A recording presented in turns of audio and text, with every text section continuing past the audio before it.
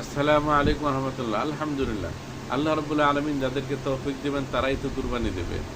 অনেক সময় লক্ষ টাকা দিয়ে পশু জবাই করার পর সেই কুরবানি আল্লাহর দরবার পর্যন্ত পৌঁছে না, যেই ভুলের কারণে।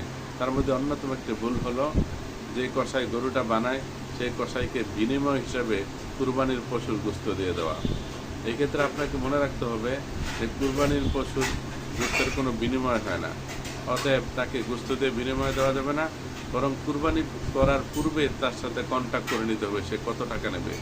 যদি আপনার সাথে ৮,০০০ টাকার ডিল হয়, তাহলে কুরবানির পশু বানানোর পরে তাকে ৮,০০০ টাকা দিয়ে দেন। হ্যাঁ, তারপরে যদি আপনি তাকে কিছু গোস্ত দিতে চান, সেই ক্ষেত্রে মনে রাখতে হবে অন্যান্য গরিব মিসকিনকে যেভাবে আপনি দেন তাকেও ঠিক সেই পরিমাণে দিতে হবে। এর চাইতে যদি বেশি দিয়ে তাকে খুশি করান, তাহলে বোঝা যাবে আপনি বিনিময় দিচ্ছেন, তাকে খুশি করছেন, তাহলে আপনার কুরবানি হবে না। বরং যদি তাকে খুশি করতে চান, তাহলে আপনি ৮,০০০ পরিবর্তে ১,০০০ টাকা বাড়িয়ে ৯,০০০ টাকা দিতে পারেন। আল্লাহ তাআলা আমাদেরকে আমল করার তৌফিক দান